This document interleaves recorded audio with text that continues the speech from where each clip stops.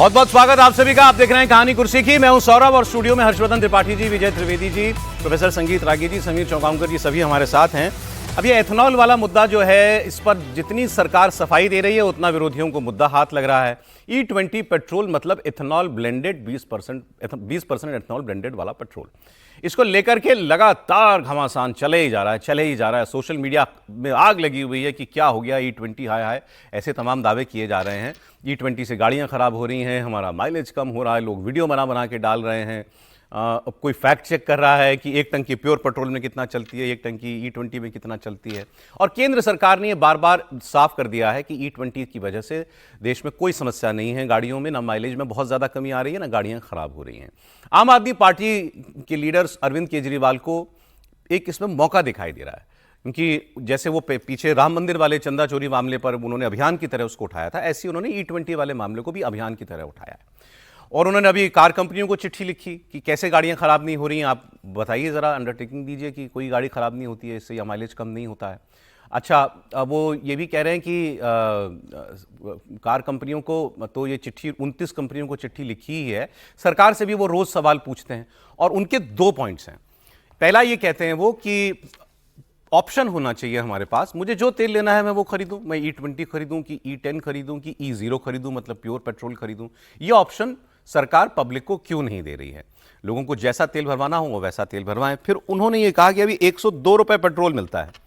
अगर असल दाम देखें तो इस वक्त तेल जो है वो 82 रुपए लीटर मिलना चाहिए। उन्होंने अब कोई मैथ्स करके बताया है, इस वक्त तेल के दाम की कीमत 82 रुपए मैक्सिमम होनी चाहिए, मतलब 20 रुपए पर लीटर कम करने की गुंजाइश केंद्र सरकार के पास है, ऐसा वो कह रहे हैं। और ये कह रहे हैं कि अगर ये 82 रुपए लीटर, तो वो कहते हैं प्योर पेट्रोल, कि अगर प्योर पेट्रोल जिसमें कोई एथेनॉल नहीं है वो 82 रुपए में मिलना चाहिए, और अगर एथेनॉल मिला के दे रहे हो तो और सस्ता मिलना चाहिए, क्योंकि एथेनॉल सस्ता पड़ता है हमको, हम ही बनाते हैं, वो तो इंपोर्ट नहीं करना पड़ रहा। सुनते हैं अरविंद केजरीवाल को।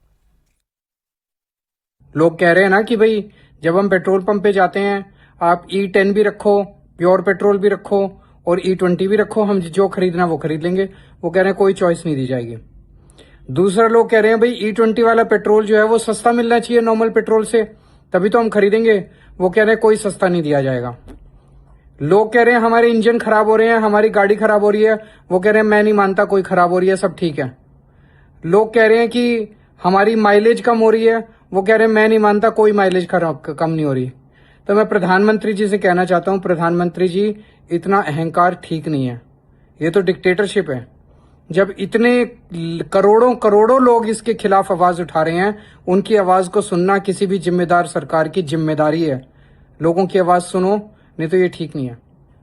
इसके अलावा उन्होंने और भी डेटा दिया है। उन्होंने कहा कि अरविंद केजरीवाल ने कहा है कि पिछले साल पेट्रोल डीजल से 77,000 करोड़ रुपए का प्रॉफिट कमाया है कंपनियों ने। 2024 में 33,000 करोड़ और 2023 में 80,000 करोड़ का मुनाफा कमाया है।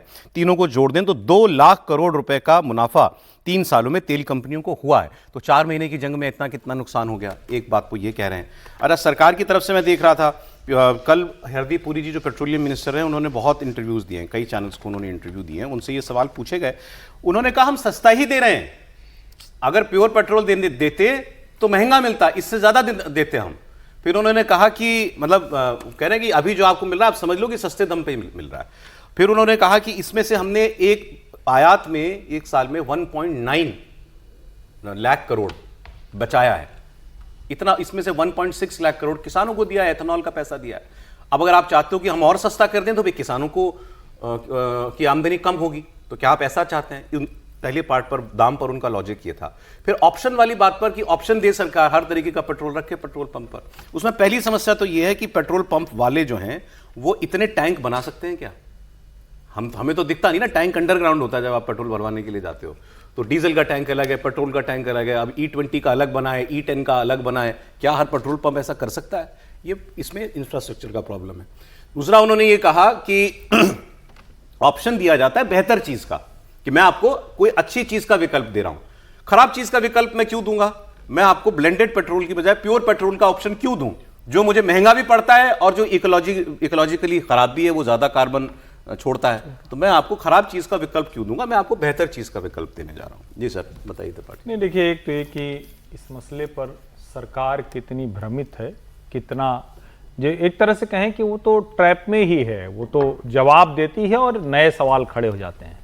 मंत्रियों के सवाल के जवाब से आया कि भाई कुछ तो कमी आ ही जाती है 5-6% की, मंत्रियों के सवाल के जवाब से आया है ये। मतलब आप सुनेंगे तो हरदीप पुरी से लेकर गैर पेट्रोलियम मंत्री नितिन गडकरी तक ये भी सामने आ जाता है कि जो गैस्केट बदलनी थी 50,000 किलोमीटर, भाई इसको 30,000 किलोमीटर बदल लो।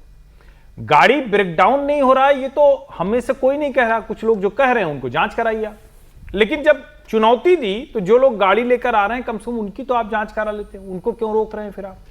फिर जब आप कहते हैं कि इतना विकल्प नहीं हो सकता, ये तो सचमुच असंभव है कि आप E10, 20, 50 मतलब ऐसे कैसे कर सकते हैं, तो संभव नहीं। लेकिन जब आप कहते हैं कि अच्छे का विकल्प देते हैं तो अच्छा तो प्योर ही पेट्रोल हुआ, या प्योर पेट्रोल से बेहतर चलती है गाड़ी ब्लेंडेड से, तो आप उसका कोई अभी तक पैमाना नहीं बता पाए। आप खुद ही कह रहे हैं कि थोड़ा सा कम माइलेज हो जाता है, थोड़ा सा रबर पार्ट जल्दी खराब हो जाते हैं। और मैंने तो लग्जरी गाड़ियों पे तो लिखा हुआ देखा है, वो भी किसका, मैं ऑडी या मर्सिडीज किसी का देख रहा था, उसके तो टैंक का आप वो फ्लैप खोलते हैं ना भराने के लिए, नोजल जहां डलता है, तो उस पर फ्लैप पे लिखा हुआ है कि ये E10 के लिए ही उपयोगी है, नई गाड़ी है, वो उस पर लिखा हुआ दिखता है। सवाल ये है कि जितना कुछ कह रहे हैं कि आपने इतना वाइडर कंसल्टेशन किया, बड़ी अच्छी बात की, आप जनता को कन्विंस नहीं कर पा रहे हैं। और जो सबसे महत्वपूर्ण बात है, लोकतंत्र में सरकार का मतलब पारदर्शिता होता है। आप पहले दिन से बताते कि ये है, अभी तक सरकार नहीं बता पाई 20% एथेनॉल 80% पेट्रोल के मुकाबले सस्ता कितना है।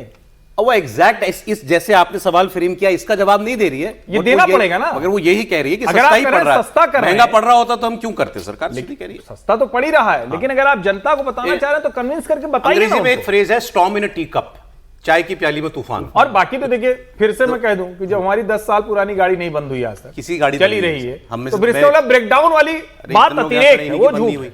नहीं, क्या ये चाय की प्याली में तूफान जैसा है, मतलब कि विवाद ज्यादा हमको दिख रहा है, इतना है नहीं, ऐसा है, या वाकई आप मानते हैं कि लोगों के अंदर सवाल है इसको लेकर? लोगों में सवाल है, इसलिए इतना ज़्यादा हो रहा है। मुझे तो ये नहीं, कोई मित्र का फ़ोन आया तो उन्होंने पूछा कि ये मंत्री साहब कब तक इस हैसियत में ये वाले जवाब देते रहेंगे,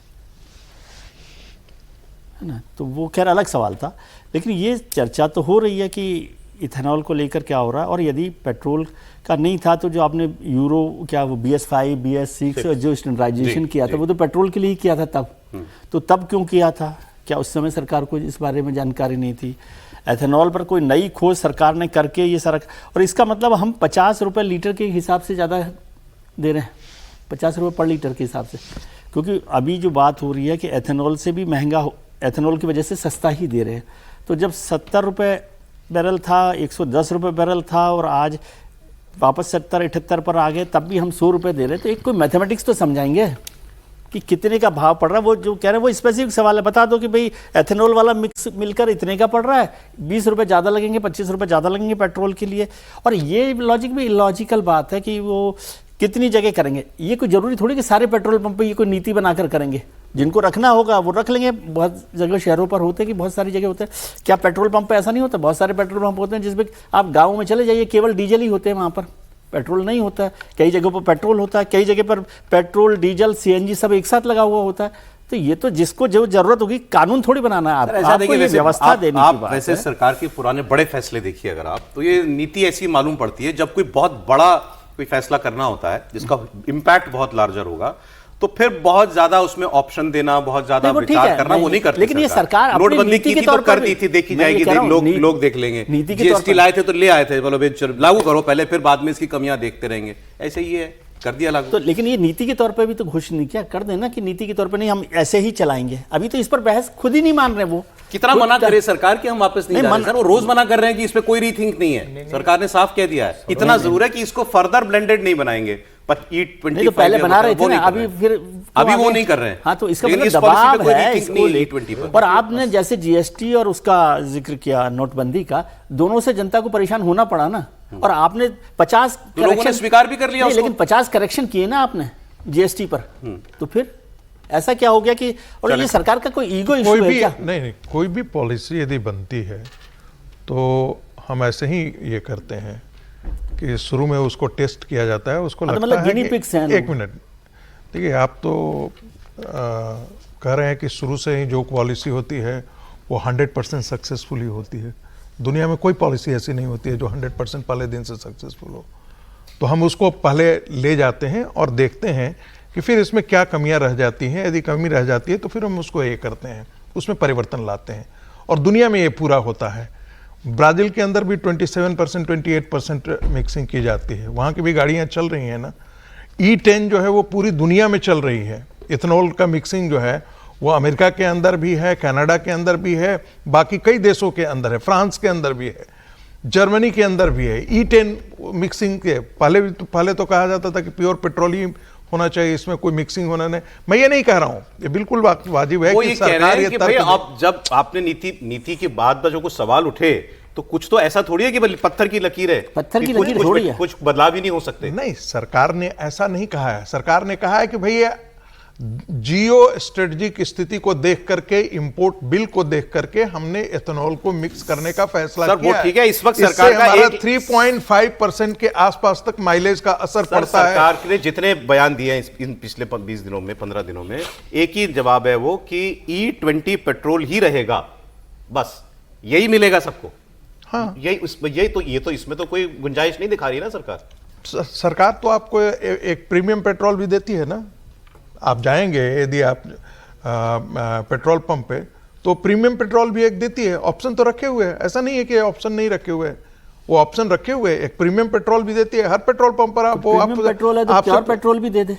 अरे भाई वो पूछती है आपसे, पूछ का नहीं, जब है ही नहीं। अगली खबर पर बढ़ते हैं। हर पेट्रोल अभी ये विवाद सरकार जो है जनता को गिनी पिग समझती है। ठीक है, अब हमने कर दिया, आप देख लेंगे, ठीक है, मरेंगे आप तो फिर देखेंगे, बदलेंगे। समीर जी के पास आपका एक लाइन रह गया था इस पे। नहीं, मैं सिर्फ ये कह रहा हूं कि देखिए, वैसे तो दुनिया के 60 देशों में पेट्रोल में एथेनॉल मिलाते हैं। ब्राजील 70 से कर रहा है।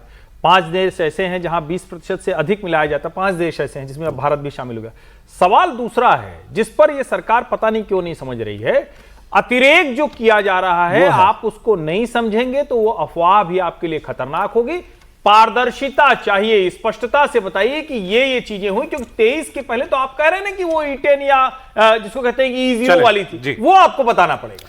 अगली खबर आपको मैं शरद पवार वाली खबर बता रहा था। इस पर जो बड़ा बयान आया है, क्या था शरद पवार जी के मन में क्या है, ये तो सवाल बना ही हुआ था। वो एनडीए में आना चाहते हैं या क्या करेंगे।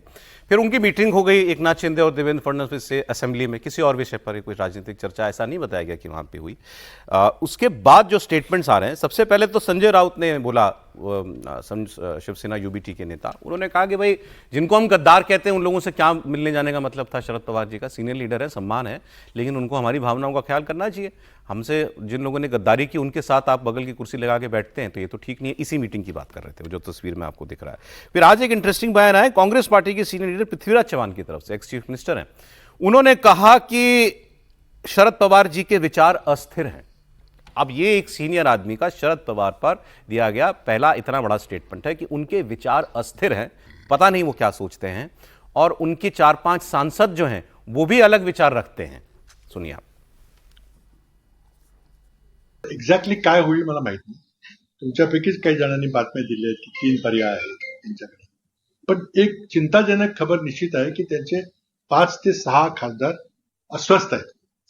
काय करतील माहित नाही, आणि त्याकरता त्याच्या मागे मोदी शाह सरकार हात धुवून पडलेला आहे की त्यांना विरोधी पक्ष अस्तित्वात असावा अशी त्यांची इच्छा आहे। जे उद्धवजींच्या शिवसेनेची केलं ते पवार साहेबांच्या यांच्यापैकी होऊ शकतं। 5 ते 6 खासदारांना भाजपमध्ये घेण्याचा प्रयत्न सुरू आहे की एकनाथ शिंदे मला माहित नाही, पण ते सोडून जाण्याच्या एक अस्थिर परिस्थिती, एवढंच मी म्हणतो।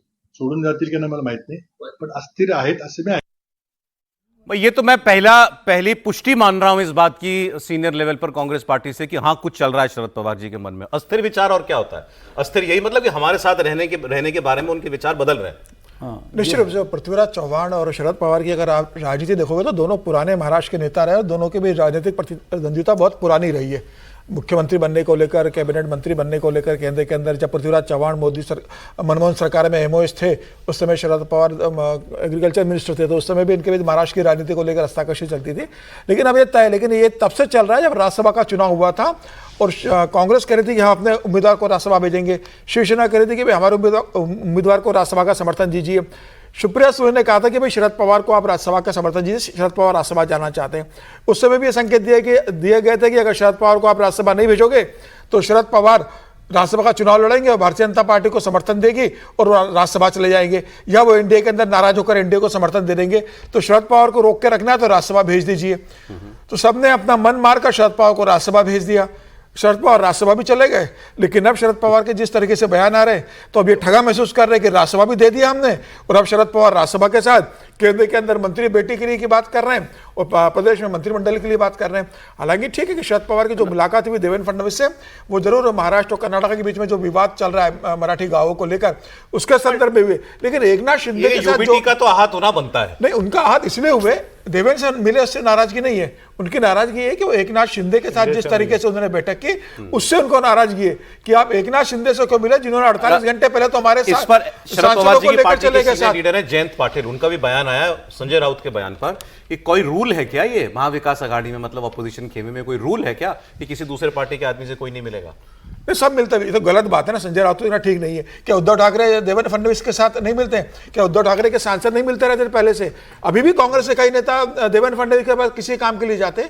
एक मुख्यमंत्री से राज्य के विधायक का मिलना तो कई मौका आता है अपने क्षेत्र के लेके, फंड की बात करना है, तमाम इशू है, लेकिन जिस तरीके शरद पवार ने बंद कमरे में बैठक करी है एकनाथ के साथ, वो निश्चित रूप से महाराष्ट्र की राजनीति को लेकर और केंद्र के भविष्य की राजनीति को लेकर कई संकेत दे रहे हैं। फंड की बात कर रहे हो समीर जी, आप सरकार चलाने के लिए फंड शरद पवार जी दे दें, आप कह रहे हो नहीं के लिए मिलेंगे। बाकी कांग्रेस के विधायक जब मुख्यमंत्री से मिलते हैं समझ में आता है। शरद पवार अगर मिले तो उसका मतलब यह है कि कुछ ना कुछ तो बातचीत चल रही है, इसका परिणाम आने वाले पंजाब की बात करता हूं 1 मिनट में बस ये असल पीड़ा, मूल पीड़ा की तरफ जाइए। संजय राउत शरद पवार के निर्देश पर उद्धव ठाकरे को वहां तक लेके चले गए, अब उसके बाद शरद पवार वहीं खड़े रह गए।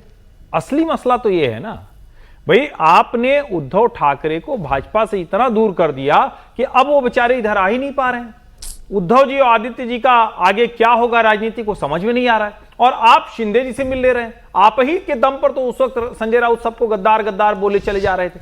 असली मसला वो है, और शरद पवार को लग रहा है कि अब तो भाई हमारी जो सशक्त से अशक्त वाली स्थिति थी, एक समय बड़े ताकतवर थे तो सबको चलाते थे, आज वो खुद चलने की स्थिति में नहीं है, तो उनको लग रहा है कि हमें क्या करना है, उसकी काम कर रहे हैं, तो दोनों का वो वाला झगड़ा है। कुछ कह रहे हैं आप? देखिए, शरद पवार की राजनीति को समझना है तो ध्यान रखें कि उन्होंने उद्धव को भारतीय जनता पार्टी से दूर किया और उसके पीछे उनका शुद्ध राजनीतिक स्वार्थ ये था कि चूंकि कांग्रेस वहां पर कमजोर हो चुकी थी, चौथे पायदान पर आ चुकी थी, तो शरद पवार जो है वो एंटी बीजेपी का धुरी बनना चाहते थे। दुर्भाग्य क्या हुआ कि शरद पवार की पार्टी भी टूट गई और उद्धव की भी पार्टी टूट गई। अब जाकर के शरद पवार के लिए कोई रास्ता बचा नहीं, क्योंकि अजित पवार और शरद पवार दोनों साथ साथ रहते तो एक मजबूत ताकत के रूप में वहां की महाराष्ट्र की राजनीति में रहते। लेकिन भारतीय जनता पार्टी ने उद्धव को भारतीय जनता पार्टी से खींचने का बदला एक ढंग से शरद पवार से उनकी पार्टी तोड़ करके कर लिया। तो अब जाकर के उनको लगता है कि अब वो अपनी पार्टी को आगे लेकर के नहीं जा सकते हैं, इसलिए उनका एनडीए की तरफ झुकाव जो है वो स्वाभाविक तौर पर। पंजाब की खबर आपको बताता हूं। पंजाब में जो गुटबाजी चल रही है, तमाम कोशिश के बावजूद चरणजीत सिंह चन्नी नहीं माने हैं और ना भूपेश बघेल से उनकी कोई मुलाकात हो पाई। जो प्रभारी हैं, आज 5वां दिन है उनका पंजाब में, चन्नी गुट से एक आदमी उनसे मिलने के लिए नहीं गया है। खबर यह चल रही है कि आज या कल में मुलाकात हो सकती है। मैं आज या कल इसलिए कह रहा हूं कि पहले खबर थी कि आज मिलेंगे भूपेश बघेल से चन्नी, खबर अब आ रही है कि शायद कल मिलेंगे, लेकिन उनकी एक शर्त है। शर्त यह है कि मिल तो हम लें भूपेश बघेल से। भूपेश बघेल को मतलब सीधे आप समझिए राहुल गांधी का नॉमिनी मान लीजिए वहां पर, ये हमारा प्रतिनिधि है, इससे बोलो जो बोल रहा है। दिल्ली आए थे राहुल गांधी से मिलने के लिए, राहुल गांधी अवेलेबल नहीं है। उन्होंने कहा वडिंग साहब नहीं होंगे इस मीटिंग में, केवल 3 लोग मिलेंगे, जिसमें चन्नी जी, सुखजिंदर रंधावा और भूपेश बघेल। ये 3 लोगों की मीटिंग हो तो चन्नी मिलने के लिए तैयार है। कल उन्होंने तीसरी मीटिंग की थी अपने ग्रुप की, राणा गुरजीत एक उनके एमएलए उनके घर पर, इसमें सुखजिंदर रंधावा, परगट सिंह, वीरेंद्र सिंह ढिल्लों, कई नेता उसके अंदर आए थे, और उसमें यह तय हुआ कि पार्टी हाईकमान के सामने पंजाब कांग्रेस के अध्यक्ष अमरिंदर राजा वडिंग को हटाने की मांग फिर से की जाएगी, और इससे कम पर कुछ हमें मंजूर नहीं है। लेकिन क्योंकि अब दिल्ली में आए तो कोई किसी से मिल नहीं पाए वो लोग, तो अब मिलके हार के उनको भी पीछे हटना पड़ रहा है कि हम भूपेश बघेल से मिल लेंगे, चलिए, लेकिन शर्तों के साथ मिल रहे हैं कि वडिंग उसमें नहीं होंगे और अपनी मांग दोहराएंगे उसमें बस केवल कि ये आदमी हमको नहीं चलेगा, बाकी इसके बाद आपको जो करना है कर लो। सर ये तो मुझे तो लग रहा है कि चन्नी साहब वहाँ तक पहुँच गए जहाँ से अब उनके वापसी की संभावनाएं कम हैं। अब वो इस तर्क को ज़्यादा मजबूत करना चाहते हैं कि देखिए हम कह रहे थे, आपने नहीं सुना, हम तो रहना चाहते थे कांग्रेस में, ये सब बातें हैं। और भूपेश बघेल साहब ने कह ही दिया है कि वे गुड्डे गुड़ियों का खेल नहीं है, तो उन्होंने आला कमान का जो रुख है या राय है वो बता दिया। लेकिन मैं ये मान के चलता हूँ कि जो भी बयान होता है वो पुरी साहब को छोड़ दें, बाकी सब लोग बदलते भी रहते हैं। पुरी में सोच में पड़ गया, कौन सी पुरी कहा? हरदीप पुरी साहब, मतलब और लोग राजनीति में बदलते भी रहते हैं स्थितियों के हिसाब से, तो कोई ज़रूरी नहीं है कि बघेल साहब जो कह रहे हैं वो ना हो जाएगा। लेकिन फिर भी मुझे लगता है चरणजीत सिंह चन्नी साहब को रास्ता दूसरा दिख गया है। कई बार होता है ना, सड़क भी मिली हुई है लेकिन दूसरा एक अच्छा एक्सप्रेसवे मिल गया है। नहीं, आप कल से बयान देखिए, सब वो चन्नी का तो नहीं आया स्टेटमेंट, सुखजिंदर रंधावा, प्रगट सिंह, ये लोग अब इस लाइन पर भी आ गए हैं कि हैं हम सब कांग्रेस के ही सिपाही। हाँ, तो वो अंतिम समय तक तो कहने का मतलब होता है कि वो ये इसको पूरा पक्का करना चाहते हैं कि आप किसी प्रोग्राम में ना कहें, देखो हम तो कोशिश कर रहे थे, आप नहीं माने, लेकिन आप खड़े तो इधर ही है ना। क्या आपको ये संभावना लग रही है आप कांग्रेस ही हैं, तो फिर कांग्रेस को तो कांग्रेस के तरीके से रहना पड़ेगा ना। किसी घर में आप रहना चाहते हैं तो उसके नियम से चलेंगे ना। ठीक है, ये तो ऋतुव्रत बनर्जी को भी समझ में आ गया। हाँ सर। नहीं, देखिए आज उनका एक पूरा इंटरव्यू, लंबा चौड़ा इंटरव्यू भी छपा है एक अखबार में, भूपेश बघेल जी का, और अंग्रेजी का अखबार का वो मैं इंटरव्यू पढ़ रहा था, देख रहा था। उसमें उन्होंने बहुत साफ कह दिया, उनको राय दी गई है कि यदि जिस दूरी उन्होंने तय कर ली है वो ब्लैकमेल करना चाहते हैं केंद्र को, और राहुल गांधी का मैंडेट है कि ब्लैकमेल नहीं होना है उनसे। उनको कहा जाएगा, भरसक के प्रयास किया जाएगा कि वो कांग्रेस के अंदर रहें, और जो प्रदेश अध्यक्ष है उसको नहीं बदला जाएगा। उस इंटरव्यू में आज भी ये दोहराया गया है कि भाई बातचीत तो हम करने के लिए तैयार हैं उनसे, सारी बातें करने के लिए। तो आए तो सही है, कांग्रेस पार्टी ने आए तो सही, वो मैसेज का भी जवाब नहीं दे रहे हैं। समीर जी, एक खबर आप बता दीजिए कुछ अंदर की। भूपेश बघेल ने 2-3 इंटरव्यूज दिए, दैनिक भास्कर को भी दिया और पंजाब के 2 लीडिंग पंजाबी अखबार चैनल को दिया, और बड़ी इंटरेस्टिंग बात बोली। उनसे पूछा गया कि पार्टी डैमेज कंट्रोल में जुटी है क्या, तो उन्होंने कहा कि भाई पार्टी को डैमेज ही नहीं हुआ तो डैमेज कंट्रोल क्या करें, पार्टी में तो सामान्य बात है। हमारे विधायक और सांसद इस तरीके से बात पार्टी फोरम में रखते रहते हैं और हम उन सबकी भावनाओं का सम्मान करते हैं। मतलब भूपेश बघेल का ये कह रहा था कि इस तरीके से जो केंद्रीय नेतृत्व जो डिसीजन होते हैं उसके खिलाफ लगातार पार्टी में आवाज उठती रहती है तमाम समीर जी, और ये बहुत सामान्य है। तो मजेदार बात है कि ये सवाल किया गया कि भाई ऐसा डिमांड है, तो कहा हमने तो नहीं सुना है, ये तो आप हमको बोले पार्टी की सामान्य प्रक्रिया है। लेकिन उन्होंने एक बात भी स्पष्ट कर दी है कि भूपेश बघेल जो बोल रहे हैं वो राहुल गांधी की लाइन है कि ब्लैकमेल नहीं होना, किसी से मत दबना। और उन्होंने बड़ा इंटरेस्टिंग जवाब दिया इसके बाद। उन्होंने कहा मैं तो छत्तीसगढ़ का मुख्यमंत्री रहा हूं, हमारे भी तो कितने मतभेद थे, कीर्ति पार्टी नेता थी, तो उस समय पार्टी टूटी। तो पत्रकार ने पूछा कि सर परिणाम क्या आया, तो फिर कुछ नहीं बोला, फिर वो पंजाब पर लौट कर आ गए। बहुत शॉर्ट ब्रेक। एक लाइन में हमारे यहाँ अवधि में कहावत है, दम बना रहे घर चुवत रहे। मतलब बारिश में पानी गिर रहा है लेकिन बाहर निकल के कोई दिक्कत थोड़ी ना, वही हो रहा है।